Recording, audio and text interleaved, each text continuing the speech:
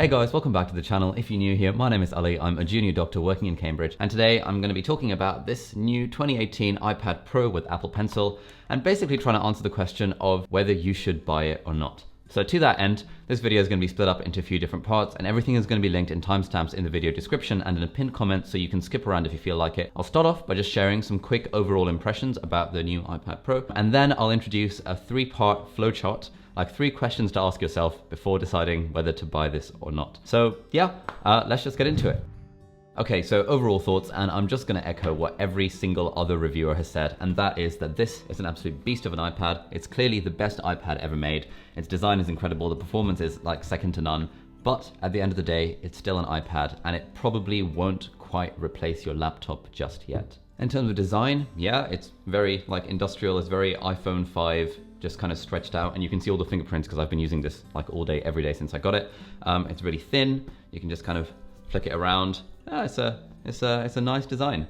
And then you've got the new Apple Pencil, which is cool. I've got the little engraving on mine. I don't know if you can see that. The new Apple Pencil feels very slightly nicer than the previous one. And the best thing about it is that it clips on magnetically, so you don't have to do that annoying, sticking out of the side that you had to do with the previous models of iPad Pro. Apart from that, really, that's all there is to say. It's pretty, and it's got a nice screen, and it's got a nice Apple Pencil, and this smart keyboard Folio thing is pretty good. I'll do a dedicated review about this because I actually love this thing and I think everyone should get one of these. But at the end of the day, it's still an iPad. It's not going to replace your laptop, and I've done a whole video where I talk about this in depth. And to be honest, nothing has really changed. There is nothing really that you can do on this iPad that you couldn't do on the previous generations of the iPad. And therefore, if we're asking the question of does the iPad Pro replace your laptop, the answer is still probably not, with a few caveats, but you can watch my video that will be linked up there for a bit more information on that point. So those were my overall thoughts. I deliberately haven't touched on the specifications or the Geekbench scores and all of that stuff, because as Dave Lee kindly points out in his review of the iPad Pro, which is really good, I'll link it down below, he points out that, really, when was the last time your iPad felt slow? My iPad Pro has never felt slow. Even my iPad Air 2 before that never really felt slow. So speed doesn't really matter when it comes to iPads. Yeah, so those were my brief overall impressions, and let's now talk about who should buy the new iPad Pro. Okay, so I'm going to structure this bit of the video as a mini flowchart, like an algorithm, if you will, that you can follow to decide whether you should buy the new iPad Pro. And the first question on this flowchart is, do you have a previous generation iPad Pro? Because if you do, then you probably should not buy the new iPad Pro 2018. Now, let's break this down a little bit further. In my iPhone XS Max review that I did a few weeks ago, I introduced a different sort of 3-part framework to decide whether a piece of technology is worth it, subjectively. Question number 1 on that list was, does it make me any happier? And the answer for this iPad is no, obviously not. New tech never makes us happy, unless it fulfills points 2 or points 3 of this other 3-part framework. Point number 2 was, does it remove any salient negatives from my life?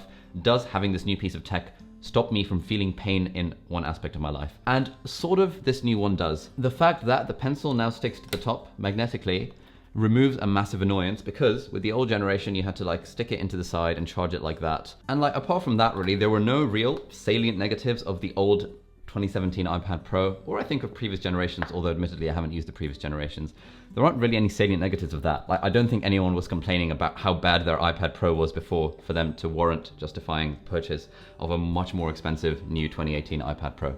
So that was point number 2 on this other 3-part framework. And the third point was, does this new device allow me to do or make or create anything that would add more value to my life? And again, the answer for this new iPad Pro is no, because it has exactly the same capabilities as the previous iPad Pros. Therefore, if you have a previous iPad Pro, you're not really going to gain much additional value from the new one, apart from the fact that the screen is slightly nicer and the pencil sticks on, which is kind of cool. And you get to show off to your friends that you've got the latest iPad Pro. So yeah, long story short, if you have an old iPad Pro, it's really hard to recommend buying the new one. It's just so expensive. The 11-inch model starts at £719. Let's say you buy Apple Care on top of that for another £100 and something, and then you buy an Apple Pencil. That comes out to over £1,000 just for the base 64GB model. And you're spending £1,000 to upgrade an already very, very, very, very good iPad. It's just really, really not worth it, in my opinion. Okay, so let's say you don't have an existing iPad Pro. The next question you need to ask yourself is, do I have the 2018 iPad with Apple Pencil? That is the student-friendly iPad. It starts at 300 and something pounds. With Apple Care and the Apple Pencil, overall the cost is about 450 pounds, and you get a little bit off if you're a student for the student discount. So you're comparing the 400 pounds of the normal iPad with Apple Care and Apple Pencil with the 1,100 pounds of the iPad Pro with Apple Pencil, excluding the keyboard. If you want the keyboard, that's another like 200 pounds. So that's 1,300 quid with a little bit off for student discount. So this thing costs more than twice as much as the 2018 iPad, the normal iPad with Apple Pencil that's aimed at students. And if you're a student, then it's really, really hard to recommend this. It's just so expensive compared to what you get for it. The 2018 normal iPad with Apple Pencil is great. The Apple Pencil works really nicely. Admittedly, yes, the writing experience of the Apple Pencil is very slightly nicer on the iPad Pro models because of the reduced screen distance and the increased 120 Hz refresh rate. But other than that, it's such a minor thing that you won't really notice unless you've seen the two devices side by side. So if you have a 2018 iPad, it's again so hard to recommend buying the new iPad Pro. There's so much more you could be doing with that money instead. £600 is a difference in price between the iPad Pro and the 2018 iPad. For £600, you can buy a Sony a6000 mirrorless camera with Sony a6000 mirrorless camera for about 300, a really nice lens for about 250, 300 pounds. For 600 pounds, you have an incredible camera that you can take amazing photos of your friends and family and your university experiences with, that you'll be looking back on in many years' time and thinking, wow, I'm so glad I've got these photos. And actually, this has been one of the most, probably the single most valuable purchase in my life, the Sony a6000 with a fancy lens on the end of it. Because the amount of memories it's created is just absolutely priceless. And I look at all my friends who've got their crappy iPhone photos, and it's just not the same as the the high quality, really nice bokeh, fancy photos that I've got of me and my friends and my family.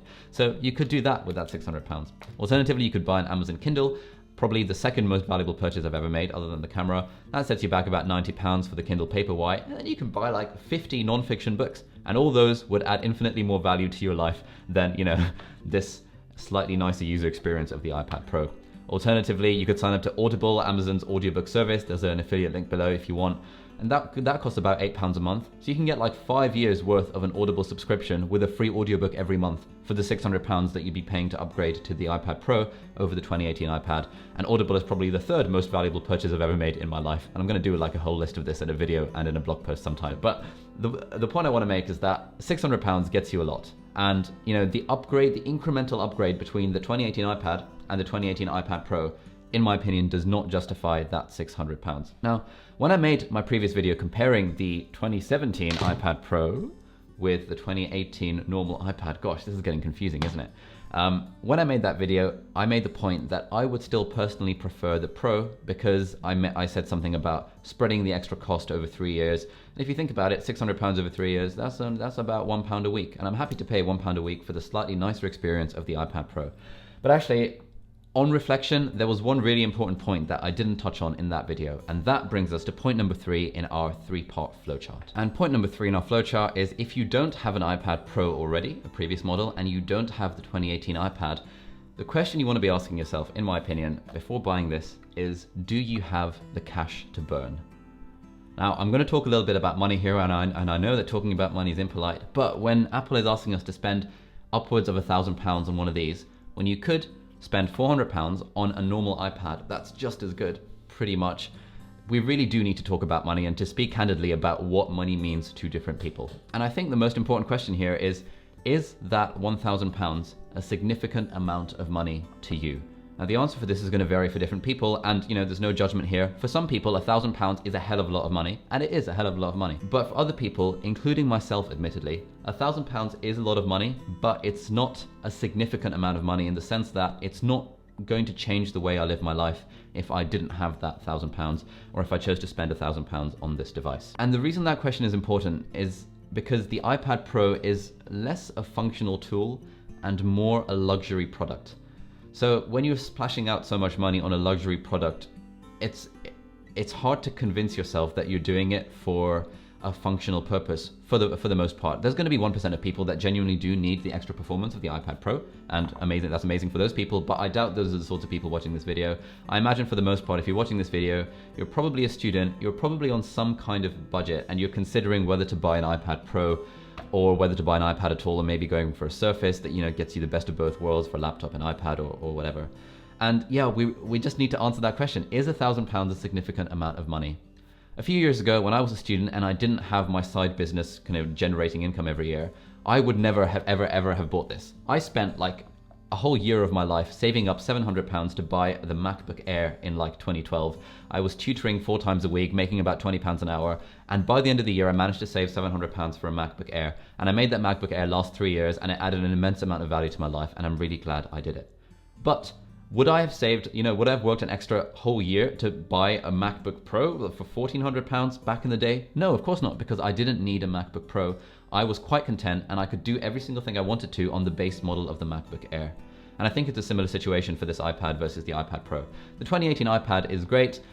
Do you need an iPad really? Probably not, but honestly, it is quite a useful device to have as a student, because if you have seen my previous video up there about taking notes on an iPad, you might want to become paperless with your note taking, and I think it's got the potential to genuinely make you a better student if you have an iPad that has Apple Pencil support, because the Apple Pencil is just absolutely incredible. But the reason we're talking about money is because the jump from the normal iPad to the 2018 iPad Pro, the extra £600 price difference is just so hard to justify as a student. If, however, you're in the position where £1,000 is not that significant an amount of money, then yeah, feel free to buy one of these. It's still quite hard to recommend because £1,000 is still a lot of money, even if it's not significant. But it's, if that money is not really going to change your life that much, if it's an amount of money that you'd be happy to splash out on a luxury product, then by all means, you should buy it.